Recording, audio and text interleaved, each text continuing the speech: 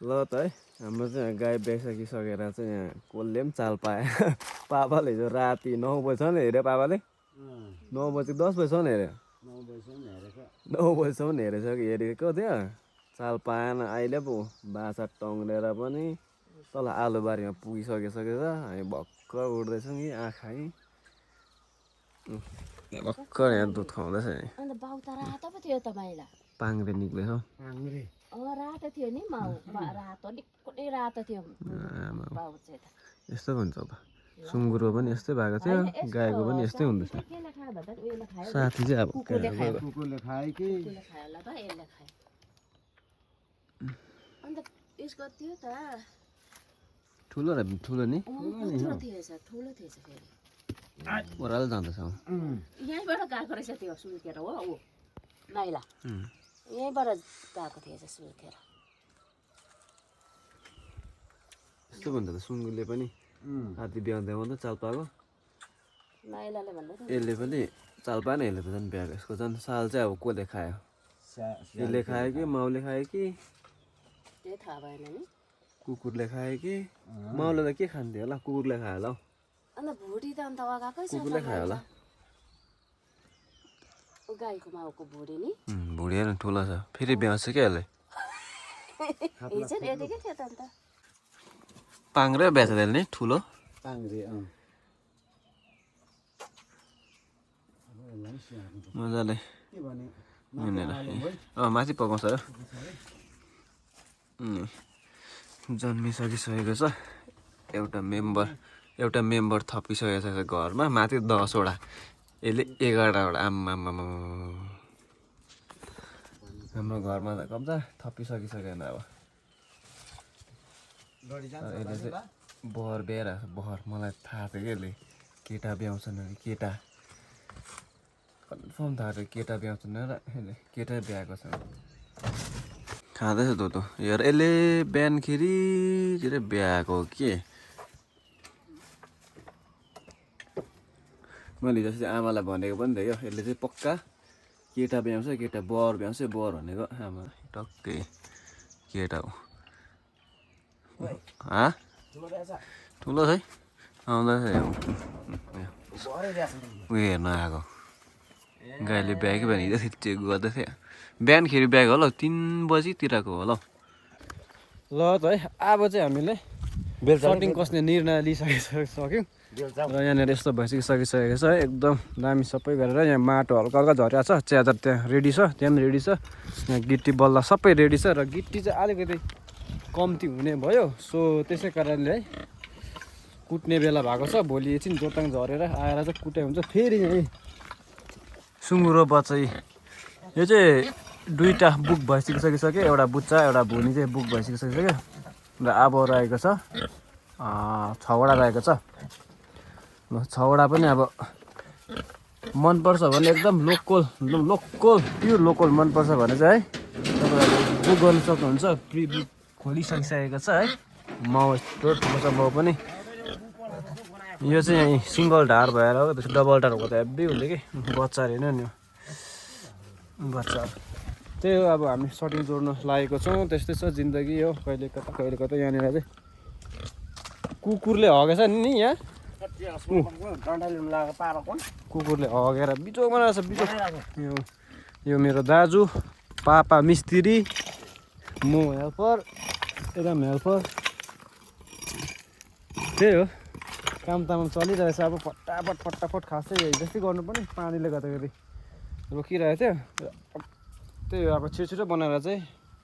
यता सुँगुरलाई यता सिफ्ट गरिहाल्नु भनेको छ किनभने त्यहाँ बिजोग भइसकिसकेको छ कि त्यही भएर अरू त भन्नु केही छैन है तपाईँहरूले हेर्दै गर्नुहोस् एकदम र भिडियो तपाईँहरूले चाहिँ यसमा चाहिँ तपाईँहरूलाई म भिडियो पछि भन्दैछु है यसमा चाहिँ तपाईँको कति खर्च लाग्छ कति के लाग्छ सबै टोटली म यसमै दिनेछु तपाईँहरू हेर्दै गर्नु होला है यो चाहिँ पार्ट 4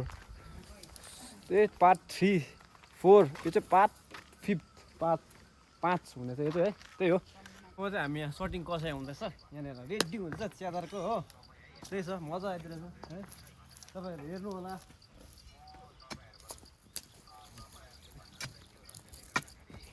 आज रात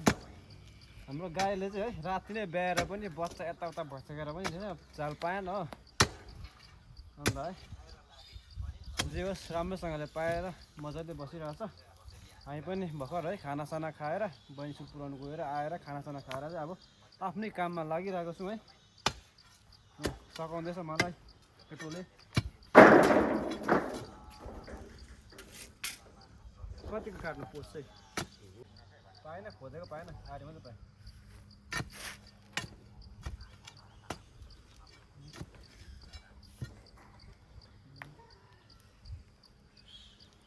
ए 3 फुटको बेसी काट्नुपर्छ, मुनि पनि जानुपर्छ नि। 4 400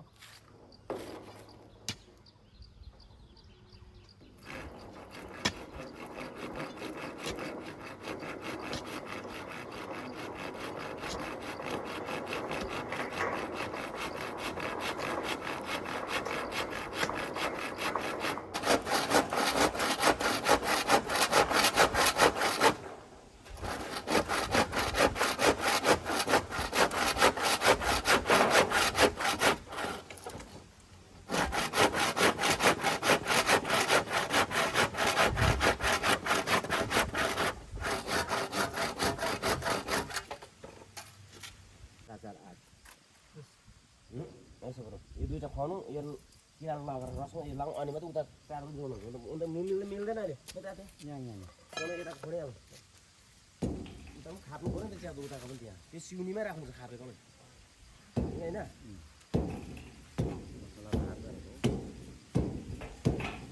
त्यहाँ छ नि यो निकालेपछि नि यो अर्को ढला मजाले मसलाले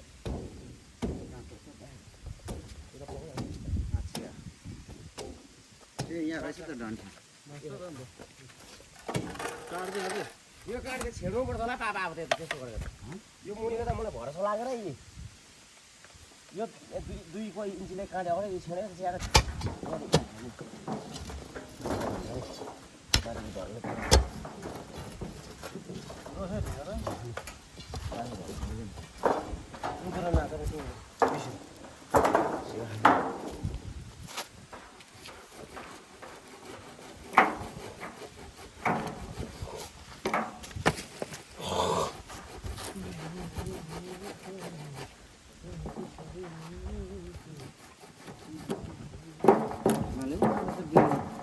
सिक्रेटमा खाँदै थियौ। रुबेनले त बिहा गरेको छैन होइन।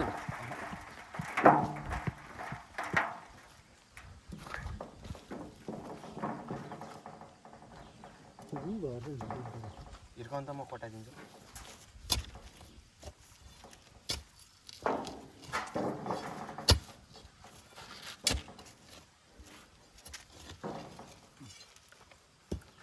गु भएको छ नि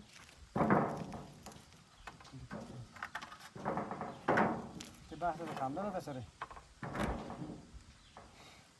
काटै लाग्ने।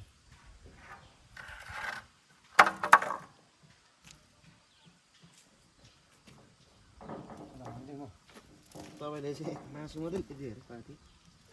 तरङ्ग हड्डी लिएको छ नि टाउकोले दिएको भन्दा ताछेको मजाले पकाएर राखेको थियो मासु। खरेमा भुट्टा पकाएछ, त्यहाँबाट कति सुप पो बनाएछ फेरि। दामी थियो नि त मासु। राजकुमारलाई पठाउनु पर्ने थिएछ अन्त आफै त्यस्तो हुन्छ अन्त मासु हड्डी ल्याइदिन मासु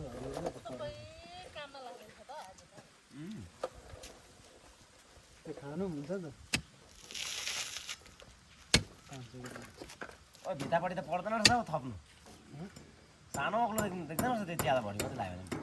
भने नभए त काट्छ त्यति नै भएको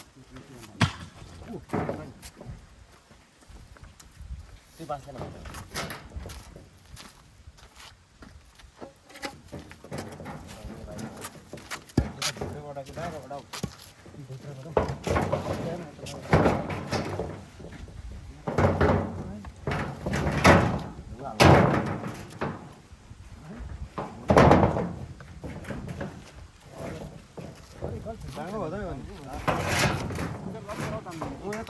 डन्डा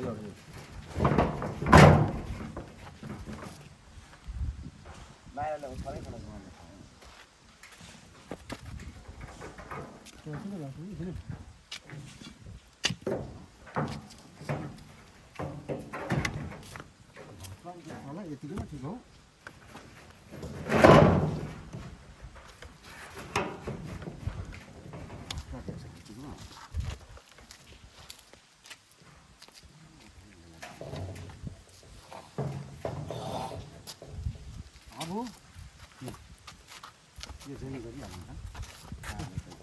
त है हामीले चाहिँ अब टोटल्ली सर्टिङहरू चाहिँ कसिसकिसक्यौँ र हाम्रो चाहिँ अलिकति के प्रब्लम भयो भन्दाखेरि चाहिँ हाम्रो चाहिँ गिट्टी कम्ती भएको कारणले चाहिँ आज हामीले प्लम गर्न सकेन हाम्रो गिट्टी अलिकति मात्रै भएको छ सो अब भने चाहिँ हामी गिट्टी कुट्नेवाला छ आमा म भाउजू तिनजना मिलेर गिट्टी कुट्नेवाला चाहिँ यहाँ चाहिँ यस्तो भएको छ हो यस्तो छ है तपाईँलाई यहाँबाट देखाउनु पर्दाखेरि चाहिँ यस्तो छ यहाँ चाहिँ यतिको चाहिँ बनाइरहेको छौँ सर्टिङहरू कस बनाइरहेर हो पार्ट 4 चाहिँ अब यहीँनिर इन्ड हुन्छ है पार्ट 4 पार्ट 5 चाहिँ यहीँनिर इन्ड हुन्छ पार्ट 6 को लागि तपाईँहरू अब नेक्स्ट भिडियोमा हेर्नु सक्नुहुनेछ है त्यो चाहिँ ढलाइ गरेको आउँछ होइन तपाईँहरूलाई के कसो लाग्छ तपाईँहरू आफ्नो प्रतिक्रिया तपाईँले कमेन्टमा सेयर गर्न सक्नुहुन्छ फेरि पनि एक झलक तपाईँहरूलाई सुँगुर देखाइदिनु पऱ्यो है सबै बच्चाहरू आधी बच्चाहरू चढ्नु गएको छ यहाँ 2टा कि 3टा मात्रै छ सबै बच्चाहरू चाहिँ चढ्नु गएको छ कहाँ गएको तिनीहरूको उयोसँग ठेक्का नै छैन तिनीहरूको कता जान्छ त्यही हो गाइज है अब मिहिनेत गर्नुपर्छ दुःख गरिरहेको छु है